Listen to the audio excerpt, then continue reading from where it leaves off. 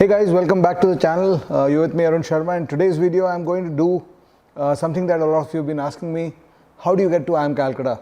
IIM Calcutta has released its 2023-25 guidelines for the MBA batch, and we need to take a closer look at this. It's an important, obviously one of the three great institutes you want to get to when you talk about the IIMs, and hence it's an important aspect of your preparation to understand what IIM Calcutta requires you to do if you are interested in getting through. And there's a lot of good news there, specifically the concerns of people with poor academics or people with bad previous profiles. There's a lot of good news in terms of what IIM Calcutta is telling you, both at the shortlisting stage as well as the final interview stage. And the big news is that most of it is in your hands, as I'm going to explain it to you. So what IIM Calcutta has done is, first of all, of course, the eligibility for IIM Calcutta is 50% graduation if you are a general candidate, and I think in SC category it's 45%. But that's of course eligibility, and that's not normally a concern for most people. But what it does after that is what is interesting. So first of all, what it does is that it requires you, for the first shortlist, for the people they'll look at more closely, they will ask you to qualify the CAT criteria of each individual section and the overall percentile criteria. So the individual sectional criteria for the open group is 80 percentile in verbal, 80 percentile for DILR, and 75 percentile in quants, and an overall 85 percentile. So if let's say ballpark figure around 2 lakh people are taking the CAT this year, an 85 percentile will be got by around 30,000 people. Of course, that 2 lakh people has to be looked with a pinch of salt, because not everybody who takes the CAT will be a general candidate. So if I'm analyzing this for the general candidates, let's say around 1.3 to 1.5 lakh general candidates are giving it. So by default 85 percentile, of course 85 percentile will be around 30,000 people, because that will be given to all people irrespective of category. But in the general category, you might expect something like 22 to 25,000 people who are qualifying the 85 percentile cutoff. But then there's the catch: you get 85 percentile overall, but you don't get 80 percentile in VA, or you don't get 80 percentile in DI, or you don't get 75 percentile in QA. You are kind of out of reckoning. You're not even considered. So if we are looking at a 22 to 25,000 general candidates qualifying on the 85 percentile basis, maybe 70-80% of them will have, or maybe lesser, just a wild guess. What percentage? Your guess is as good as mine. What percentage of those will qualify on all criteria, all the 4 criteria? So because around 40,000 people each, and 50,000 people will get the required percentile in QA, DI and VA respectively. 40,000 in DI and VA, and 50,000 people in QA. So those 40,000 people in VA, 40,000 people in DI, 50,000 people in quants, and 30,000 people in overall. Of these 4 lists, the people who are commonly available in all the 4 lists will be the ones who are shortlisted. So I'm guessing that maybe you are looking at competing between 15 to 20,000 people in the open category. Of course, there are other percentiles to be achieved if you're OBC, EWS. OBC and EWS, the percentiles for the sectionals are 70, 65, 65 and 80. And you can have a look at this chart. That will give you the whole picture of each of the categories, right? So, I mean, of course, to get through, to get into IIM Calcutta, stand a chance, the first thing you do is get these numbers in your percentiles. Then the next part starts, and this is where the interesting part starts. And this is where IIM Calcutta more or less puts you in control of your destiny. What it does is it gives 56, a weightage of 56 to CAT, and this 56 in the context of IIM Bangalore, which gives 55, seems one more, but it's actually a lot more, because this 56 is out of 85. They don't have a 100-point scale. IIM Calcutta is giving 56 out of 85, which means that almost 2/3 of the marks of your shortlisting is based on CAT performance. And apart from this 56, there is 10 and 15 points on 10th and 12th. So 56 plus 10 plus 15, that makes it 81. and 4 points for diversity, gender diversity, which is basically given to female candidates and transgender candidates. It's specifically mentioned on their selection criteria that 4 points will be given to female and transgender candidates. So that makes it 85. So and there's also an interesting structure with respect to how they allot class 10th and class 12th marks. So class 10th marks if you got more than 80% or class 12th. So class 10th is 10 marks, 10 points out of 85. Class 12th is 15 points out of 85. So class 10th if you got more than 80, you will get the full marks. And class 12th also, if you get more than 80, you will get the full marks. That means you will get 10 out of 10 for class 10. If you score more than 80, you will get 15 out of 15 on class 12th if you scored more than 80 in class 12th. And 80, as you know, is in current scenarios not so difficult to get.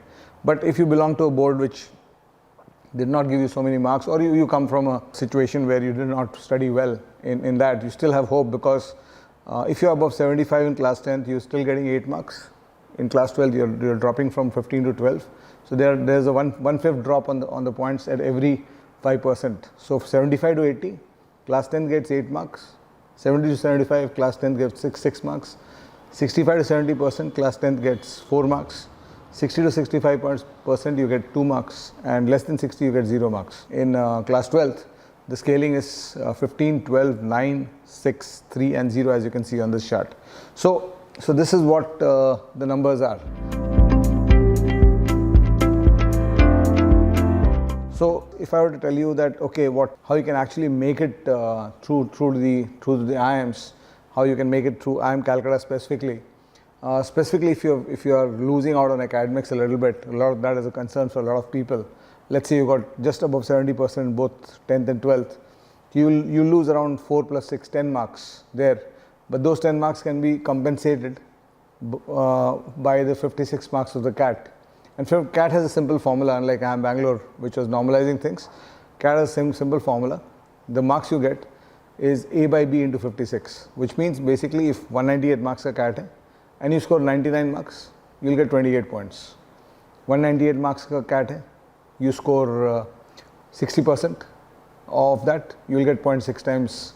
So your percentage score multiplied by 56 is what your the example is the value they will get in the CAT criteria. So another illustration, let's say you get 120 marks out of 198 in your mock, in your actual CAT. So 120 will be just above 60%. So in that case, you will get 33.6 marks, or just a little bit more than that from the CAT. So basically, you are competing with people from the 100 to 120 range of score, which basically means you're competing from the 99 to the 100 percentile score if you're actually looking at cracking this exam.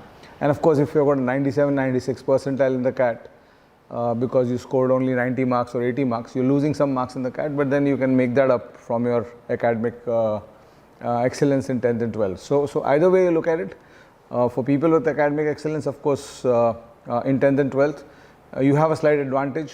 For people with poor academics in 10th and 12th, you got a big chance of actually going ballistic in the CAT, and that you'll have to do, because if you're not performed in 10th and 12th, give your best shot in the CAT and get a high percentage score in the CAT and take a major chunk of the 56 marks that are available for you. And please remember, you're competing with only 17,000-18,000 people who will qualify all the 4 criteria parallelly. So a 99 percentile who gets a 60 percentile VA is simply out of reckoning. He's not competing with you. So this is the structure, and I would think that if you can get somewhere around 30 marks out of CAT and you're getting, let's say, 8 plus 12, 20 marks out of your academics. So if you get up to around 50 marks out of 85, you'll have a very strong chance of getting into the interview room of IIM Calcutta. And then that's where the process becomes even more interesting. At the interview stage, you got a 100-point marker. That means you're going to be rated out of 100 points. Out of those 100 points, you still have 30 weightage to CAT. So you did really well in the CAT, you already are starting the interview with an advantage. The PI is 48 marks, so a lot of weight on the PI. You impress on the PI. It's completely in your hands if you can create an impact in the personal interview, and we'll bring in content for you about how to create impact in personal interview, etc. On this channel, as well as my other channel, the Arun Sharma channel, which is dedicated to Hindi courses and motivational, which we are also putting content, and you do look up that channel. So 48 marks on PI. We'll be doing a lot of stuff there also. So 48 marks on PI, 8 marks on VAT, again in your control, 6 marks on academic diversity, which is going to be given to non-engineers, right? So IIM Calcutta is very famous for being a heavily engineering batch or heavily engineering oriented institute, because 90%, 95% people who in the past batches who used to get to IIM Calcutta would be engineers. I don't know, I've not checked lately, but maybe it's changed. But that's because mostly engineers do much better at CAT than others, which again is a completely different story. I don't want to talk about it right now here. I don't believe it should happen, but it does happen for some reason. And the last part is 8 marks of WorkX. So 30 for CAT 22, 48 for PI, 8 for VAT, 6 for academic diversity, and 8 for work experience. So that's the 100 breakup. Work experience up to 36 months. If you get 36 months work experience, it's an interesting structure. Your value changes. Your value, your WorkX marks keeps increasing. At 36 months, it becomes optimal. You get 8 marks, 8 points out of 8 at 36. But the moment you cross 36, the work experience value starts reducing, and it comes down to 2 at 48. So from 36 to 48, there's a straight line drop of your work experience points. It comes down from 8 to 2 at 48 months, and after 48 months, it's static at 2. So you'll get 2 marks on work experience if you have 4 or more years of experience. But of course, you can compensate that with your CAT performance and your PI and your VAT, and it's pretty much in your hands to actually make it big, even at the interview stage. So two stages completely. I mean, at least 70% around of your weightage for the personal interview selection, for the first shortlisting, for the shortlisting at the CAT stage is in your hands, and then 100%, almost 100%, if not 100%, maybe if you remove 8% of WorkX, which you don't control, which it's part of your biodata, and 6% of academic diversity that you can't control, that you can't change. So apart from these 14 points, 86 points are in your hands at the final selection stage. So you just need to put your head down and keep all other thoughts, get your negative thoughts out of your head. Keep everything I mean, focus on the controllables, as I always tell you. Focus on the controllables and give your best shot to what's in your control. And you get to IIM Calcutta, great. Don't get to IIM Calcutta, there's still life beyond it. You can still go on to create a life of affluence through a life of excellence. So do that from here, and I'll be back with more. Thank you so much. Do comment on the videos, do like and share, and do subscribe to the channel if you have not already done. And do let me know what other videos and what other content you want me to bring in, and I'll be happy and glad to actually bring that for you. Thank you so much. Bye-bye.